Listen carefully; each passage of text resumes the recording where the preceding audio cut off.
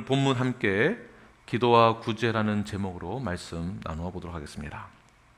오늘 본문의 내용은 사도행전 1장 8절 말씀이 좀 더 명확하게 그 명령에 따르는 그 명령의 말씀에 따라 실천하게 되는 그러한 내용을 볼 수 있게 됩니다. 땅끝까지 복음이 전해지는 중요한 시점이 바로 오늘 본문의 내용입니다. 바로 베드로와 이방인인 고넬료와의 만남입니다. 두 사람의 만남과 고넬료의 회심으로 이방 선교의 문이 활짝 열리게 되어지는데요. 베드로가 순회 전도를 시작한 지 세 번째 도시인 가이사랴에서 아주 획기적인 사건이 일어나게 됩니다. 우리 다 함께 1절 말씀을 읽겠습니다. 시작. 가이사랴에 고넬료라 하는 사람이 있으니 이달리아 부대라 하는 군대의 백부장이라. 고넬료는 어떠한 사람인가? 말씀에 따르면 군대의 백부장이라고 말하고 있습니다. 100명을 지휘하는 지휘관입니다. 그 당시에 100명을 소환할 수 있는, 인원 동원할 수 있는 능력을 보게 되면 이것은 굉장히 아주 높은 직급의 지휘관이라고 할 수 있습니다. 또한 식민지에서의 백부장의 권한은 아주 막강한 것이었습니다.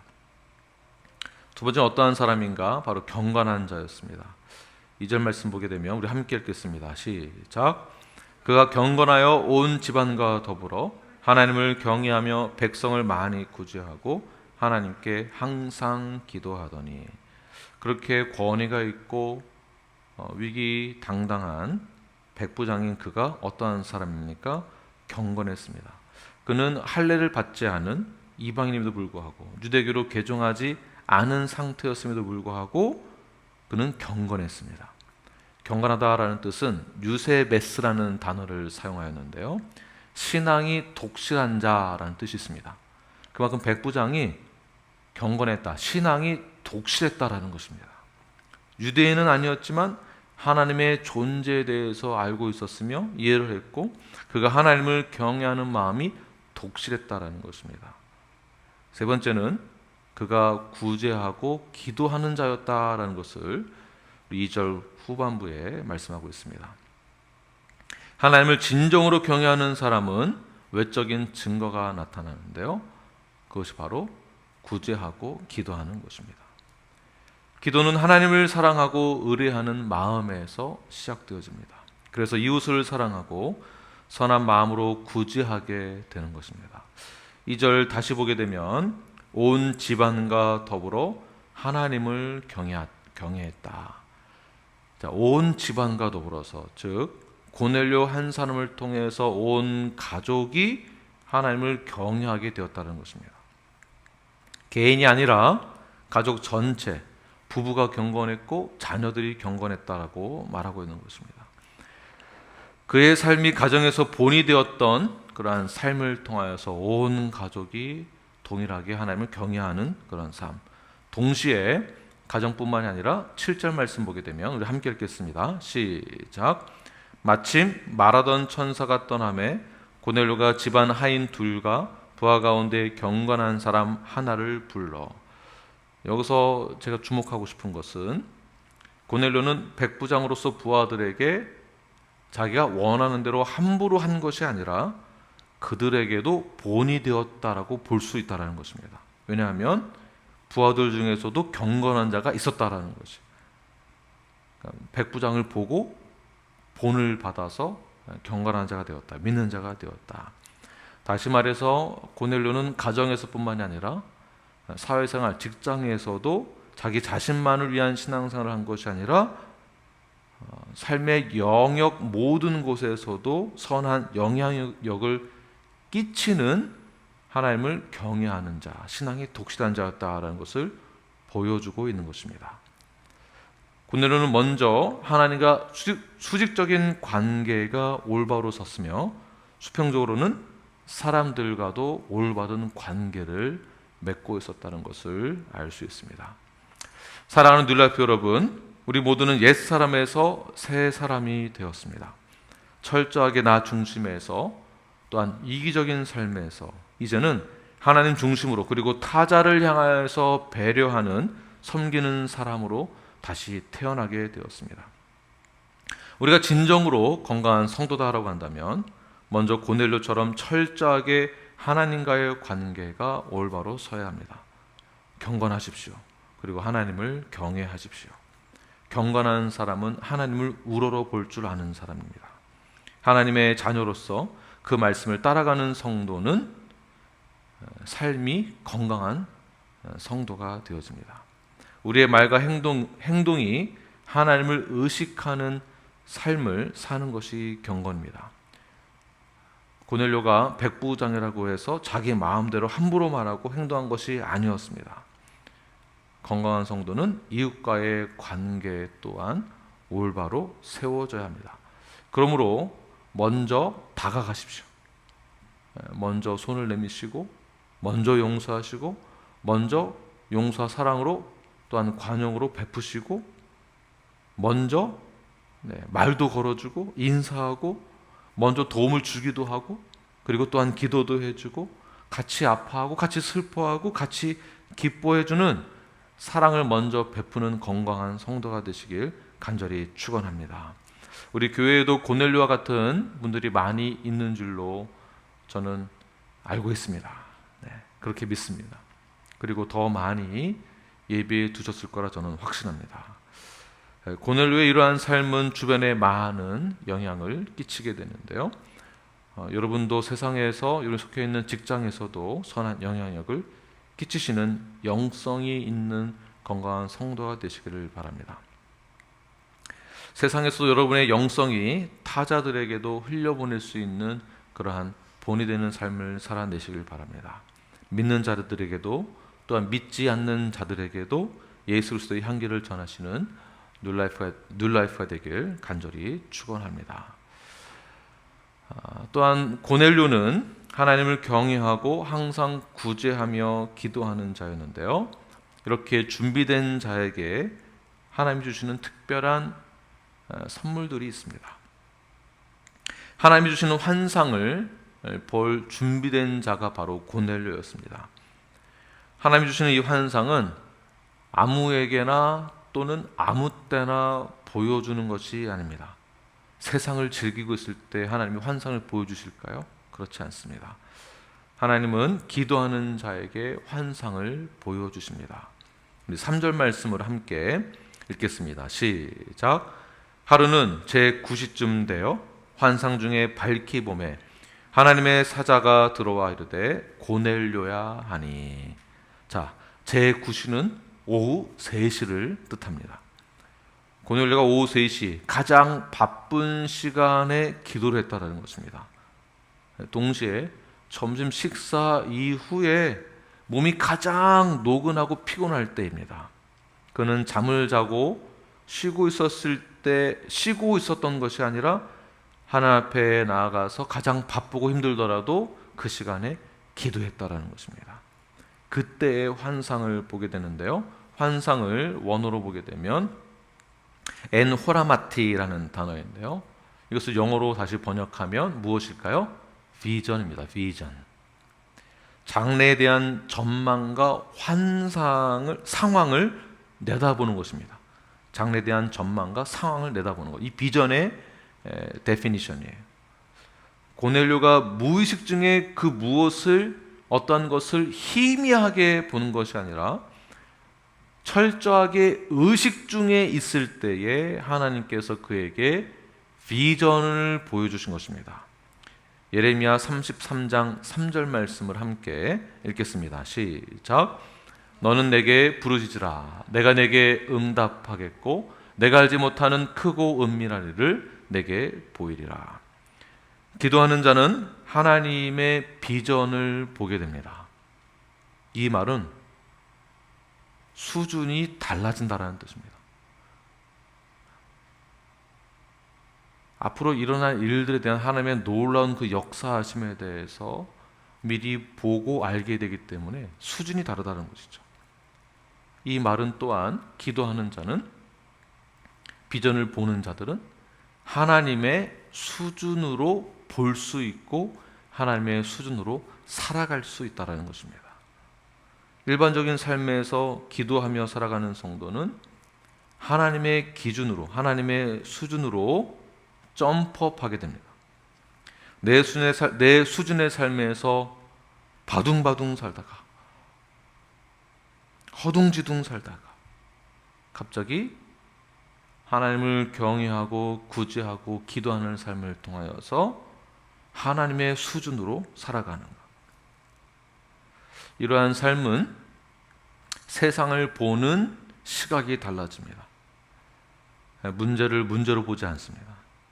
현재에 당하고 있는 고난과 문제에 좌절하지 않습니다. 그래서 하나님의 사람들은 꿈을 가지고 비전을 가지고 살아간다는 말이 맞는 것 같습니다. 비전을 가지고 있는 자들의 삶은 그렇지 못한 자들의 삶과 비교해 본다면, 굳이 비교해 본다면 삶의 질적으로 다름을 저들이 경험할 수 있게 됩니다. 그것도 고넬료가 비전을 보았을 때 어떻게 보는가 성경에 보게 되면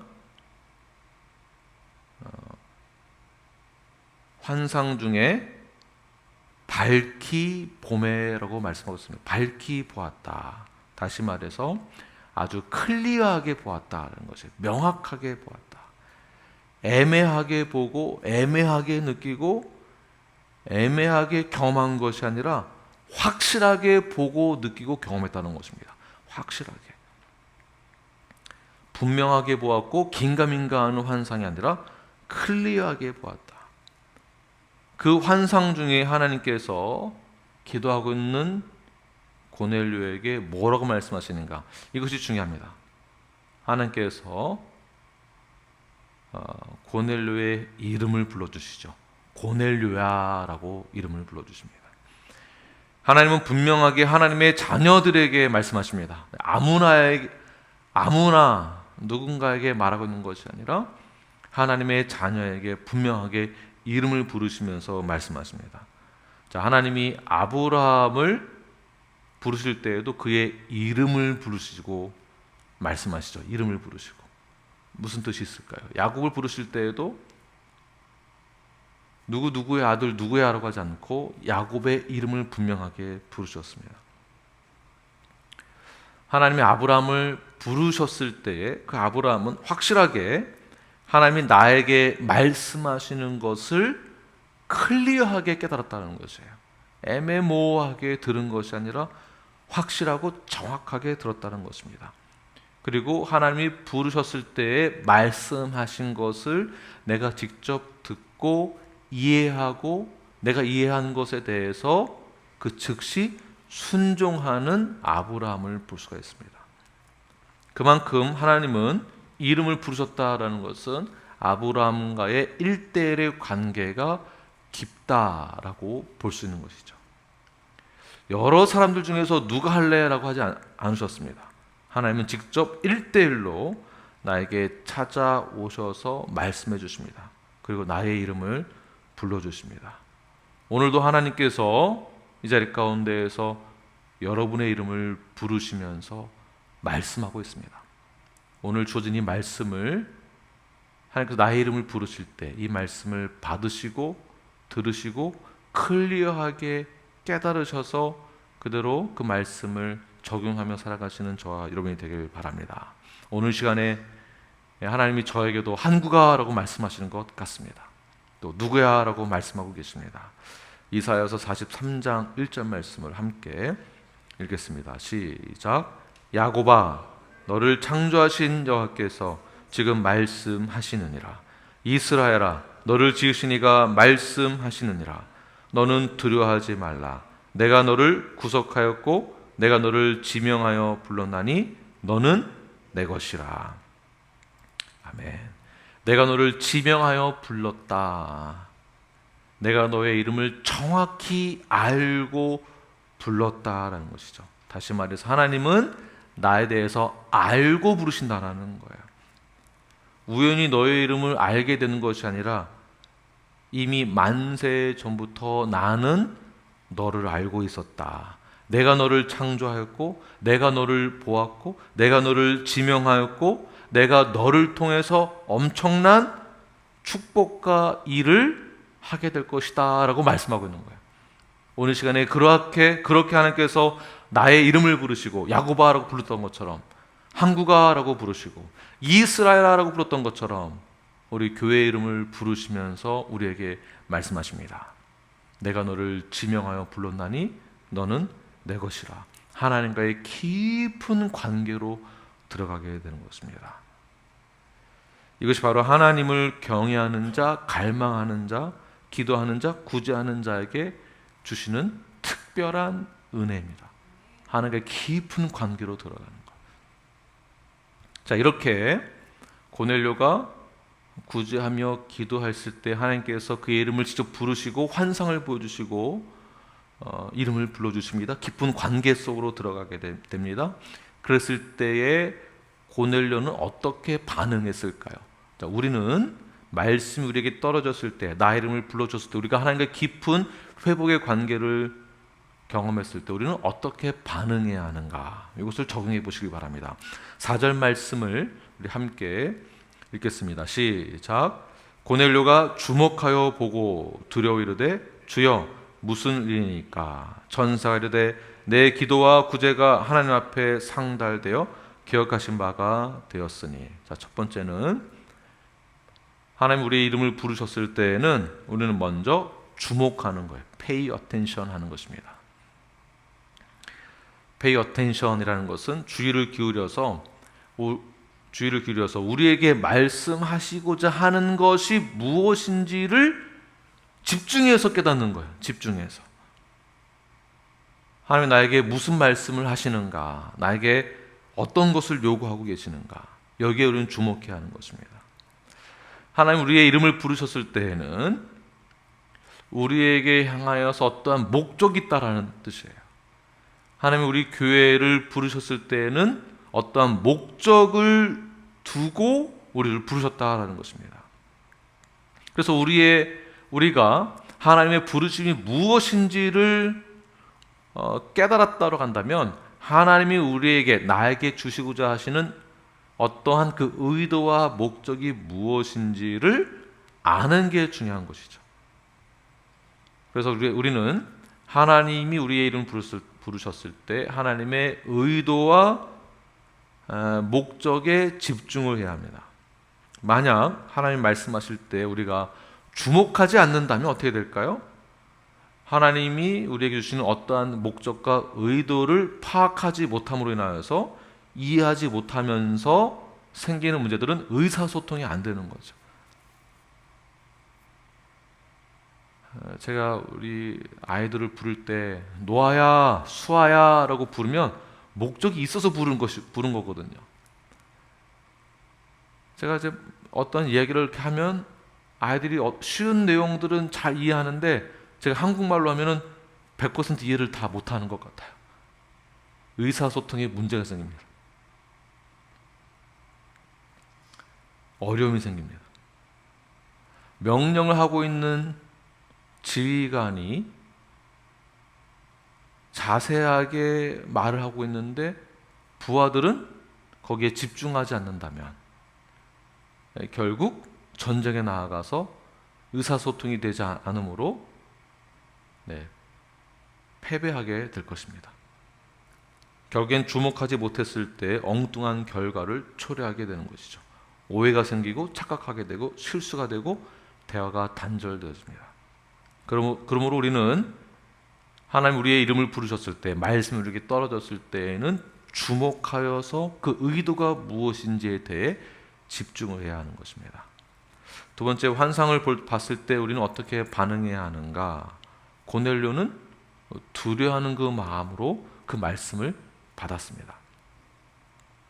마가의 다락방에 성령의 바람과 불이 임했을 때를 제외하면 하나님의 임재를 우리는 어떻게 받아들여야 하는가? 그 임재는, 하나님의 임재는 두려운 것입니다. 그분의 거룩함과 그분의 전능하심을 우리가 너무나 가볍고 너무나 쉽게 보아서는 안 됩니다. 마가의 다락방에 있던 성령 강림 사건을 제외하고 나머지 하나님이 임하셨다라는 것은 심판을 뜻하는 것입니다. 그 심판 앞에 우리는 당연히 두려워하는 그 마음으로 말씀을 받아야 하는 것이지 가볍게 그 말씀을 받아서는 안 된다는 것입니다. 두렵고 떨리는 마음으로 하나님의 말씀을, 세밀한 그 음성을 두렵고 떨리는 그 마음으로 받으시기를 바랍니다. 그 말씀을 받되 가볍게 여기지 마시고 내 입장에서 맞춰서 내 입장에만 고려하여서 말씀을 받는 것이 아니라 나에게 좋은 것만 받으려고 하는 것이 아니라 하나님의 말씀, 우리의 생명을 살리시고 천지를 창조하셨던 그 말씀, 권위가 있는 그 말씀을 우리는 새겨서 들어야 하는 것입니다. 그 말씀이 가장 권위가 있는 것이며 우리에게 생명과도 같은 말씀이다라는 것을 잊지 마시기를 바랍니다.